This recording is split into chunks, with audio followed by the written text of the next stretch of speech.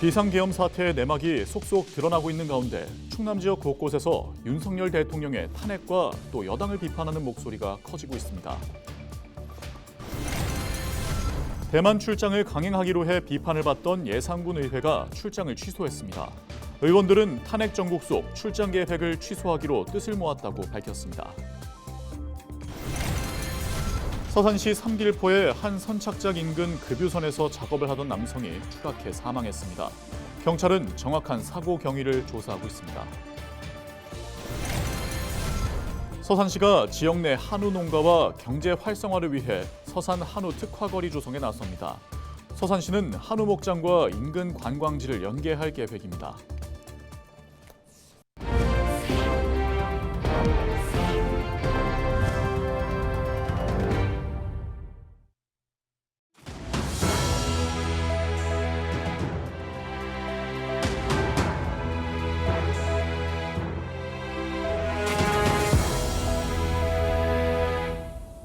시청자 여러분 안녕하십니까? 헬로티비 충남 뉴스입니다.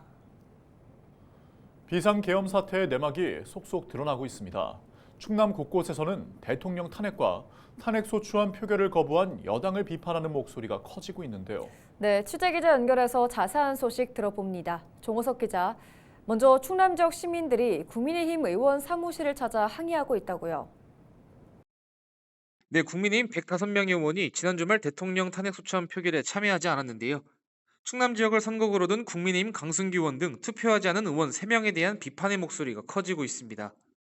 먼저 국회 국방위원장인 서산태안 성일종 의원의 지역구 사무실에는 근조한 20여 개가 배달됐습니다. 또 더불어민주당과 정의당 등 정당 관계자와 시민단체는 사무실을 찾아 규탄 기자회견을 열기도 했습니다. 대통령실 시민사회수석 출신인 홍성해상 강승규 의원에게도 항의가 빗발쳤습니다. 시민들은 강 의원의 사무실을 방문해 표결 불참 규탄 스티커를 붙이기도 했습니다. 이와 함께 더불어민주당 소속 홍성군 의회 의원들도 강승규 의원을 규탄했습니다. 오는 14일로 예정된 탄핵안 재표결에는 동참하라고 촉구했습니다. 네, 그 밖에 시민단체와 정당의 활동은 어떻습니까? 네, 먼저 대전 충남 지역 시민사회 종교단체 등으로 이뤄진 윤석열 정권 퇴진 대전 충남운동본부는 대전과 충남 곳곳에서 집회를 진행하고 있습니다. 14일 국회에서 탄핵소추안 표결이 진행되기 전까지 집회를 이어갈 예정입니다. 표결 당일에는 여의도로 상경해 목소리를 낼 방침입니다. 한편 정의당 충남도당과 진보당 충남도당 등 각 정당도 팻말 시위와 촛불 집회, 시국 연설회 등을 통해 윤석열 대통령과 국민의힘을 규탄하고 있습니다. 네, 지난 10일에는 국회 본회의에서 내란 상설특검 표결이 진행됐는데요. 이번에도 국민의힘 의원들이 불참했나요? 네, 충남 지역 국민의힘 의원들은 탄핵 소추안 표결과 달리 내란 상설특검 표결에는 참여했습니다. 상설특검 수사 대상에는 김용현 전 국방부 장관과 박안수 육군참모총장뿐 아니라 윤석열 대통령도 포함됐습니다. 재소권 287명 가운데 찬성 210표, 반대 63표, 기권 14표로 가결됐는데요. 하지만 강승규, 성일종, 장동혁 의원 모두 반대표를 던진 것으로 확인됐습니다. 네, 오늘 소식 여기까지 듣겠습니다. 지금까지 보도국 정호석 기자였습니다.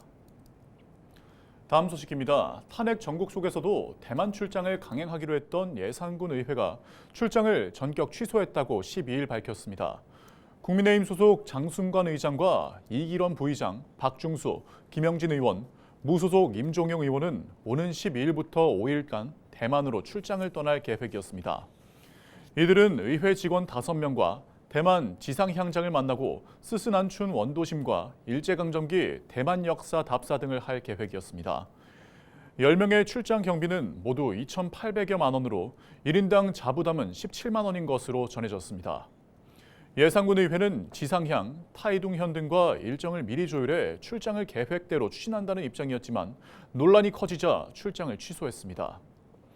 의회는 탄핵 정국이 이어지고 있는 만큼 의원들이 출장 계획을 취소하기로 뜻을 모았다고 전했습니다. 한편 충남도 의회도 오늘 18일부터 약 4일간 예정됐던 의장단과 행정문화위원회 의원들의 일본 방문을 모두 취소했습니다. 서산의 한 선착장 인근에서 60대 남성 A씨가 추락하는 사고가 발생했습니다. 지난 10일 저녁 9시쯤 서산 대산읍 화곡리 삼길포 선착장 인근 급유선에서 작업을 하던 A씨가 추락했습니다. A씨는 급유 작업을 위해 상선으로 넘어가는 도중 8m가량 높이의 사다리에서 떨어져 난간에 부딪힌 것으로 조사됐습니다. A씨는 심정지 상태로 구조돼 병원에 이송됐으나 끝내 숨졌습니다.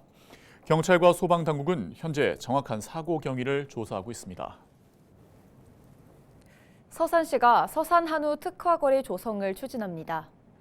서산시는 11일 기자회견을 열고 지역 내 한우 농가와 경제 활성화를 위해 오는 2034년까지 서산한우 특화거리를 조성한다고 밝혔습니다. 서산시는 한우 목장 일원과 올해 준공될 예정인 운산 한우 목장 웰빙 산책로와 가야산 자연휴양림, 용현계곡 등 관광지를 연계할 계획입니다. 이와 함께 서산시는 한우 목장 팝업 레스토랑 유치와 웰니스 센터 건립 등도 추진할 예정입니다. 한편 서산에는 전국 한우정액의 98%를 공급하는 한우 개량 사업소가 위치해 있습니다.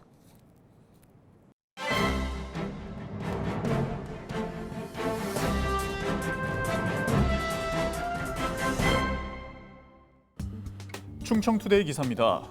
고교 무상교육 국비지원 특례의 3년 연장 법안이 국회 본회의 문턱을 넘기지 못한 채 상정 보류됐습니다. 당초 10일 본회의에서 지방교육재정교부금법 일부 개정 법률안을 상정해 처리할 예정이었던 국회는 결국 여야 교섭단체와의 협의하에 상정 보류를 결정했습니다.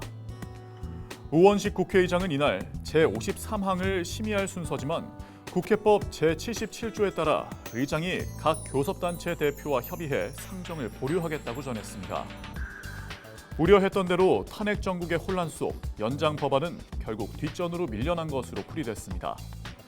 그간 교육 분야에서는 고교 무상교육을 위한 정부 지원의 연장 여부를 놓고 여야 대립이 첨예하게 대립한 바 있는데요.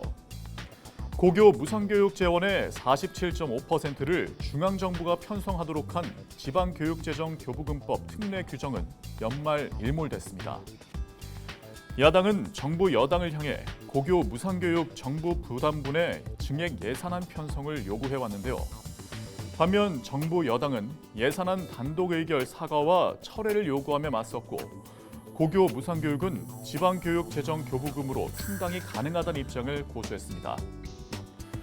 한편 특례 규정이 연말 이후 사라지면서 내년부터 고교 무상교육 예산 전액을 지방교육재정교부금으로 충당해야 한다고 합니다. 지금까지 신문브리핑이었습니다.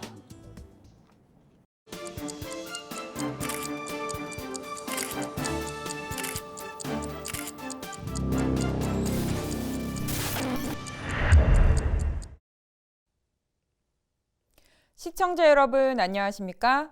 주민 여러분의 교통안전을 책임지고 있는 충청남도 경찰청 김혜진 경위입니다. 사고 현장이 담긴 블랙박스 영상을 통해 교통안전 수칙을 점검해보는 시간. 오늘의 첫 번째 영상부터 만나보겠습니다. 지난 2020년 11월 저녁 시간대 청양의 한 도로. 좌회전 깜빡이를 켠 선행 차량을 따라 블랙박스 차량이 천천히 주행 중인데요. 갑작스러운 충격에 튕겨져 나가 멈춰있던 선행 차량을 들이받는 사고가 발생합니다. 밤 시간대 전방 주시 소홀로 인한 사고인데요. 앞에 가는 차량의 후미등만 보고 운행을 하다 보면 차량이 움직이는지 멈춘 건지 판단하기 어려운 순간이 발생하게 됩니다. 야간에는 시야가 극히 제한되기 때문에 더 각별한 주의를 당부드립니다. 계속해서 다음 영상 보시죠. 지난해 4월 밤 시간대 공주의 한 도로. 빗길을 빠르게 달리던 블랙박스 차량이 선행 차량을 추돌하는 사고가 발생합니다. 음주로 인한 과속의 전방주시 태만이 더해져 일어난 사고인데요. 술에 취한 상태로 운전을 하면 운전자는 속도를 제대로 조절하지 못하거나 갑작스러운 상황에 제대로 대처하지 못하게 됩니다. 음주운전 과속으로 인한 사고 시 심각한 상해나 사망에 이르게 할 수도 있기 때문에 술을 마신 후에는 운전을 절대 피해야 합니다. 또 다른 음주운전 영상 이어서 보겠습니다. 지난해 9월 공주의 한 도로. 블랙박스 차량이 우회전하는 순간 마주오는 트럭과 정면 충돌하는 사고가 발생합니다. 트럭이 중앙선을 넘어 달려오다 부딪힌 건데요. 안전띠 미착용에 음주운전을 하면서 중앙선을 넘은 것으로 확인됐습니다. 술은 이성적 판단을 마비시킵니다. 아무리 가까운 거리라도 익숙한 길이라도 음주운전은 절대 금물입니다. 지금까지 블랙박스로 본 교통안전 김혜진 경위였습니다.